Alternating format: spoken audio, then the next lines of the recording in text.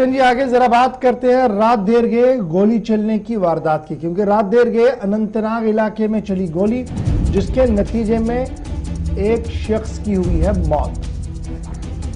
जनूबी कश्मीर के अनंतनाग से खबर, जब कल शाम तकरीबन 9 बजे के करीब सीआरपीएफ एहलकारों की जानिब से एक नाका लगाया गया था। मंगहाल ब्रिज के करीब सीआरपीएफ एहलकारों की जानिब से नाका लगाया गया था। उसके बाद ही सीआरपीएफ की जानिब से ये बयान भी जारी हुआ है कि जब वहां नाका हमने लगाया तो वहां से एक स्कॉर्पियो गाड़ी गुजरी है। जब हमने उसे इशारा किया, रुकने का इशारा किया, तो वहां से गोली चली है। सीआरपीएफ की तरफ से बयान जारी हुआ कि वहां से गोली चली है और जब उन्होंने नहीं रुकी गाड़ी तो उसके बाद ही सीआरपीएफ गोली चलाने पर मजबूर हो गई। उसके बाद ही उस गाड़ी में एक शख्स की मौत हुई है, जबकि दूसरा शख्स जो उस गाड़ी में सवार था यानी कि ड्राइवर, वो वहां से फरार हुआ। स्कॉर्पियो गाड़ी सीआरपीएफ की जानिब से नाका लगाया गया था, उस सिलसिले में उस शख्स की मौत हुई है और बताया जाता है कि ये जो नौजवान जिसकी मौत हुई है जम्मू का रहने वाला है। अनंतनाग इलाके में स्कॉर्पियो गाड़ी को कल एक पुल के पास, मंगहाल ब्रिज के पास रुकने का इशारा किया गया नाके की तरफ से और वो रुका नहीं है।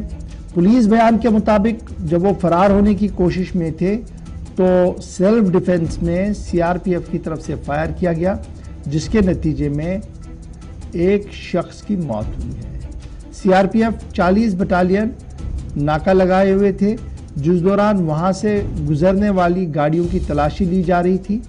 जराया का कहना है कि सिक्योरिटी फोर्सेस ने एक सिल्वर रंग की स्कॉर्पियो गाड़ी को रुकने का इशारा किया, लेकिन स्कॉर्पियो ड्राइवर इशारा न समझ सका और जब तक स्कॉर्पियो गाड़ी रुकती सिक्योरिटी फोर्सेस ने उस पर फायरिंग की। ये जराया से खबर है और पुलिस का मानना है कि सिक्योरिटी चेक पोस्ट को फलांग कर भागने की कोशिश में थे, फिर उसके बाद एहतियातन जो ऑन ड्यूटी एहलकार थे उन्होंने गोली चलाई है। तो बहरहाल एक नौजवान की मौत इस स्कॉर्पियो के अंदर हुई है। स्कॉर्पियो के अंदर कितने लोग थे इस बारे में कोई इत्तला अभी तक नहीं है।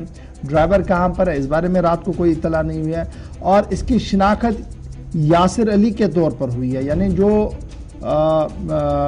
गाड़ी के अंदर जख्मी हुआ था पहले, बाद में जिसकी मौत हुई, यासिर अली के तौर पर हुई है। और यह भी बताया जा रहा है कि अब मामला जो है थोड़ा सा और इसमें इन्वेस्टिगेशन की बातें भी शुरू हो गई है, क्योंकि कल रात देर गई हमने देखा कि मुख्तलिफ सियासी जमातों के लीडरों की तरफ से प्रेस रिलीज भी जारी किया गया और ट्वीट भी जारी करते हुए कहा गया कि इससे सूरत हाल जो है वो अबतर होगी। सीधे चलेंगे साउथ कश्मीर। फिदा हुसैन जिन्होंने रात को इसको ब्रेक किया था खबर को, जरा इस पर मजीद तफसीलात के इसलिए हमारे साथ है। फिदा, बहुत शुक्रिया जी ज्वाइन करने के लिए। सीआरपीएफ की 40वीं बटालियन ड्यूटी पर थी और पुलिस बयान के मुताबिक गाड़ी को रोकने का इशारा किया गया। गाड़ी फरार होने के चक्कर में थी और गाड़ी का नंबर प्लेट भी नहीं था, जिससे और मशकूक हो रही है गाड़ी, पुलिस का मानना है।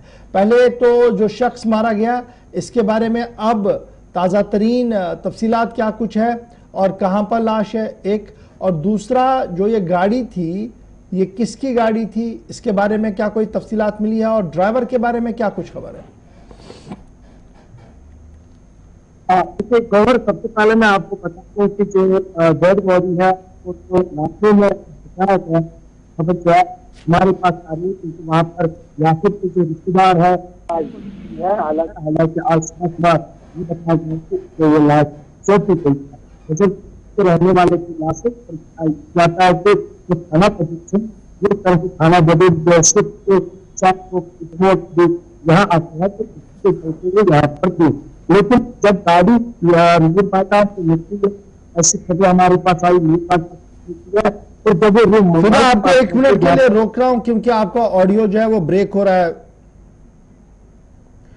जनूबी कश्मीर के अनंतनाग से जहां कल ये खबर आई थी कि एक नौजवान की मौत हुई है, उसके साथ ही जब पहले श्रीनगर से भी एक खबर आई थी कि वहां पर सीआरपीएफ एहलकारों पर एक ग्रेनेड फेंका गया है ब्यारीपुरा सफा कदल श्रीनगर के इलाके में, लेकिन उसमें किसी जानी माली नुकसान की इतला कोई नहीं है, वहां पर कोई नुकसान नहीं हुआ। लेकिन अनंतनाग के अंदर जहां सीआरपीएफ एहलकारों की जानिब से जो नाका लगाया गया था, जहां पर एक नौजवान की मौत हुई है। जो चलिए फिदा हुसैन दोबारा हमारे साथ फोन लाइन पर ज्वाइन कर चुके। फिदा जरा अपडेट कीजिएगा। अब तक मेरी आवाज पहुंच रही है? जी जी जी जी, तो ये बताया गया कि जब वो गाड़ी वहां से गुजरी तो जो ही वो मंगहाल के पास पहुंची जहां पर नाका पहले ही लगाया गया था, हर किसी गाड़ी की जो है तलाशी ली जा रही थी। और जब इस गाड़ी ने नाका देखा और नाका तोड़ने की कोशिश की, उसके बाद सीआरपीएफ का ये कहना है कि जो वहां पर हमारे जराए हैं उनका यही मानना है कि शायद सिक्योरिटी फोर्सेस को ये शक हुआ कि इसमें मिलिटेंट सवार है। हालांकि पहले खबर यही आ रही थी कि शायद मिलिटेंटों ने वहां पर सिक्योरिटी फोर्सेस पर फायर खोला है और जवाबी कार्रवाई में एक शख्स जो है वो जान बाग हुआ। लेकिन जो ही वक्त गुजरता रहा तो खबरें भी और आने लगी।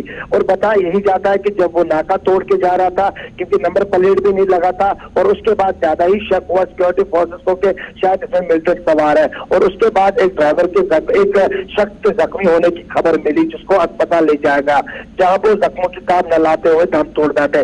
लेकिन जो ड्राइवर था, ड्राइवर आकर गया कहां? ड्राइवर भागने में वहां पर बताया जाता है कि वो कामयाब हुए, लेकिन अभी तक ड्राइवर के बारे में कोई भी खबर जो है वो मौसूल नहीं हुई है कि क्या ड्राइवर की शिनाख्त हुई है, ड्राइवर कहाँ के थे, क्या ड्राइवर के साथ। एक चीज बड़ी इंपॉर्टेंट है जी, ड्राइवर अगर शूट आउट के दौरान गाड़ी से बाहर निकला है तो जिस एरिया के पास वो उतरा है वहां कोई रेजिडेंशियल एरिया ज्यादा नहीं है, तो उसको तो रातों रात ही लिया जा सकता था टास्क पे। तो क्या मैं ये मानूं कि पूरी तरह से सर्च नहीं किया गया उसके बारे में? देखिए, जो ही गोली चली उसके बाद जो इजाफी सिक्योरिटी फोर्सेस है वो वहां पर पहुंच गई है, क्योंकि कल पूरा अगर देखा जाए तो जनूबी कश्मीर में बहुत सारी जगहों पर नाकाबंदी की गई थी और हर किसी गाड़ी की तलाशी ली जा रही थी। और जब हम भी रात को वहां पर पहुंचे तो वहां पर उस वक्त भी गाड़ी की तलाशी ली जा रही थी। लेकिन वहां पर यही खबर मिली कि जब गाड़ी आ रही थी बिना नंबर प्लेट के और जब उन्होंने नाका तोड़ा तो वहां पर अगर से पहले उनको रोकने की कोशिश की गई, लेकिन वो नहीं रुके और वो आगे की ओर निकले, जिसके बाद जहां पर गाड़ी को रोकने की कोशिश की गई थी, क्या वो रेजिडेंशियल एरिया है या नेशनल हाईवे का एरिया है जहां पर सिर्फ जमीन खाली है लेफ्ट राइट पर? देखिए इशफाक, अगर हम रूम मंगहाल की बात करेंगे, उसकी टोपोग्राफी की बात करेंगे, क्योंकि वहां पर रेजिडेंशियल एरिया जो है वो भी वहां पर बहुत सारे हैं। और वहां पर अगर देखा जाए, क्योंकि नेशनल हाईवे से भी ये रास्ता जो है वो मिलाता है, लेकिन वहां पर रेजिडेंशियल एरिया है और जिसके बाद वहां पर तलाशी कार्रवाई जो है वो शुरू की गई है। हालांकि जब हमने सुबह भी बात करने की कोशिश की, लेकिन अभी तक मामला जो है वो शायद अभी भी गाड़ी के बारे में पता लगा कि गाड़ी कहाँ की थी?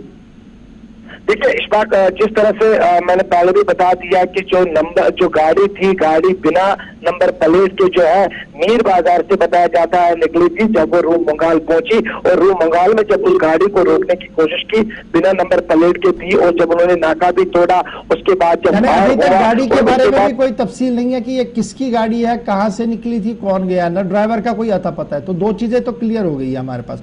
और तीसरा बड़ा इंपॉर्टेंट है, जो शख्स मारा गया है इसके बारे में सरकारी तौर पर क्या इतला है?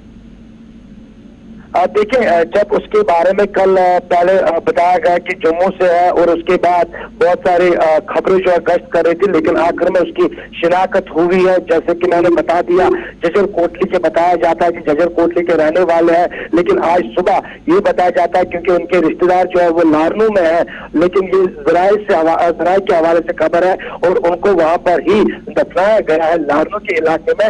लेकिन इसकी तस्दीक या तरदीद अभी तक नहीं हो पाई है, लेकिन हमारे जराये का यही मानना है कि उनको दफनाया गया है लारनू के इलाके में और बाकायदा तौर पर उनको उनके घर वालों और रिश्तेदारों के हवाले कर दिया गया है। अभी तक ये खबर आ रही है। इस बात बहुत शुक्रिया जी ज्वाइन करने के लिए हमारे साथ। फिदा हुसैन, नजर रखिएगा इस खबर पर, क्योंकि इसमें दो बड़ी डिटेल्स आनी बाकी है। एक गाड़ी के ओनर के बारे में, गाड़ी का नंबर और ड्राइवर कहां पर चला गया, और ये जो खबर सामने आई कि जनाब जो शख्स मारा गया उसको दफनाया गया है। इतना जल्दी में सब कुछ हुआ।